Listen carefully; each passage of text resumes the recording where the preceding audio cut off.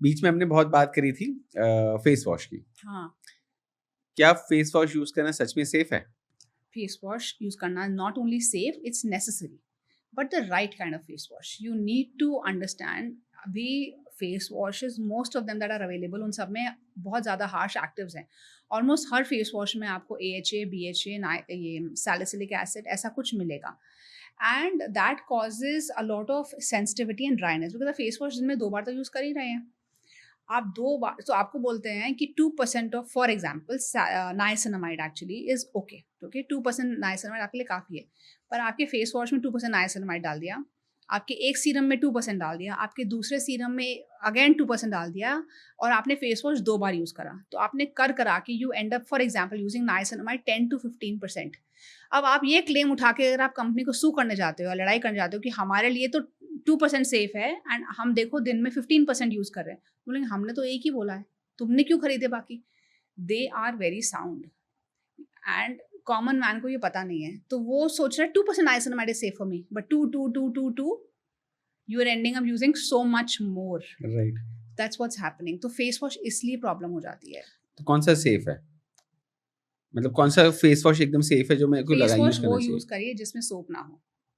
It should not have soap. It should ideally be soap free. It should be very mild. It should be a copy of what your skin is already made up of, and mildly cleansing.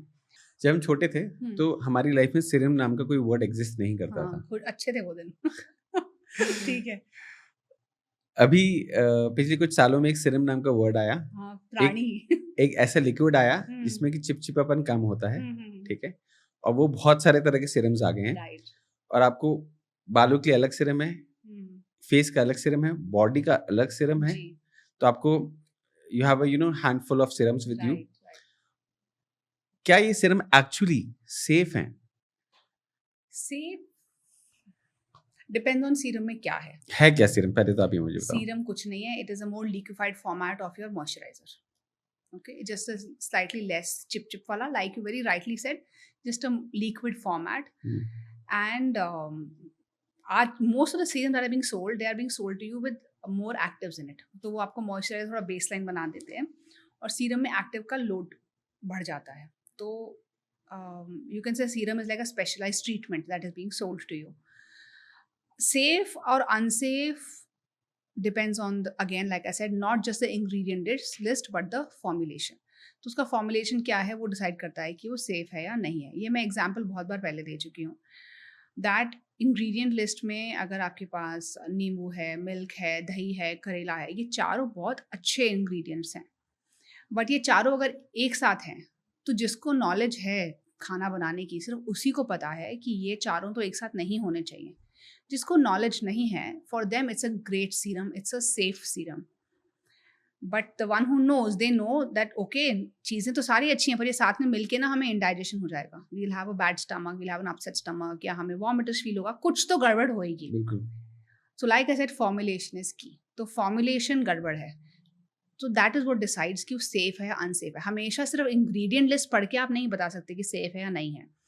Formulation क्या होता है, लोगों को लगता है कि मैंने 10% करेला डाल दिया, 10% मैंने मिल्क डाल दिया, 20% मैंने ये करा, जैसे करके ABCDE मैंने 100% डाला और फॉर्मुलेशन बन गया। ये फॉर्मुलेशन नहीं है, ये सिर्फ क्वांटिटी है। फॉर्मुलेशन है आपने रोटा एवेपोरेट करा, आपने फ्रीज ड्राई करा, आपने लिक्विड नाइट्रोजन यूज़ करा, आपने किस टेम्परेचर पे उसको कल्चर करा, how did you encapsulate it. But कोई बताते नहीं ना। वो तो पेटेंटेड टेक्नोलॉजी है। तो अब हर चीज़ का पेटेंट होने से, पेटेंट बहुत महंगा होता है, पेटेंट बहुत मुश्किल होता है, patent is not so easy. And patent 2 type का होता है, एक होता है प्रोसेस और एक होता है प्रोडक्ट। आप प्रोसेस में मान लेते हैं, फॉर एग्जांपल मैंने एक फॉर्मुलेशन बनाया, इसीलिए मैंने शुरू में I have a patent, okay, मेरे पास एक गवर्नमेंट ग्रांटेड पेटेंट है, फुल कंप्लीट पेटेंट। फिर मैंने अपने इसके लिए भी एक पेटेंट फाइल करा हुआ है। बट पेटेंट क्यों मुश्किल होता है, I tell you is, and it needs a lot of money to get a patent, because patent जब आप करते हो, एक प्रोडक्ट पेटेंट होता है, एक प्रोसेस पेटेंट होता है। प्रोडक्ट मतलब आपने ये प्रोडक्ट बनाया और इसका पेटेंट हो गया। अब ये प्रोडक्ट पूरी बॉटल विद दिस पानी कोई नहीं बना सकता, तो उसके लिए product has to be very very unique, मतलब बिल्कुल ही अलग, दुनिया में कभी हुआ ही ना हो। बट अगर एक सीरम है, एक मॉइस्चराइजर है, एक शैम्पू है, तो वो तो प्रोडक्ट पेटेंट नहीं कर सकते। ऑल्सो आप प्रोडक्ट पेटेंट नहीं कर सकते if it is for the wellness of the society. थोड़े टाइम बाद वो पेटेंट एक्सपायर हो जाएगा, ये आपको मिलेगा ही नहीं। अब ये तो बेसिक चीज़ें हैं, दुनिया को चाहिए। सेकंड तरीका है प्रोसेस पेटेंट। प्रोसेस पेटेंट मतलब लाइक आई सेड कि ए को मैंने 10 डिग्रीज पे रखा, बी को मैंने 30 डिग्रीज पे स्पिन करा, सी को मैंने रोटा वैपोरेट करा, फिर डी का मैंने सुपरनेटेड निकाला। ये सारी चीज़ें हैं। अभी इस पूरी स्टेप में which is like almost 30-40 step process, जिससे मेरा मान लेते हैं, मैं अपना एग्जाम्पल दी, मेरा रीसेट ऑयल जो है डीप पोर ऑयल क्लेंस, मैंने एक 40 स्टेप प्रोसेस फॉलो करा और मैंने उसका पेटेंट फाइल कर दिया। मैंने इतना खर्चा करा, आई डिड सो मच, और मैंने प्रोसेस पेटेंट करा एंड मेरा प्रोडक्ट आ गया। वो 40 स्टेप में अगर किसी ने 2% भी चेंज कर दिया, वो नया प्रोसेस बन जाता है। 0.2% भी अगर चेंज कर दे तो बोलेगा नहीं मैंने अब न्यू प्रोसेस बनाया है। Okay, but it is very difficult to copy reset oil. Why? Because वो 40 स्टेप्स आपको बताएगा कौन? वो तो मुझे पता है एज अ साइंटिस्ट, मैंने बनाया है, I know how it is done.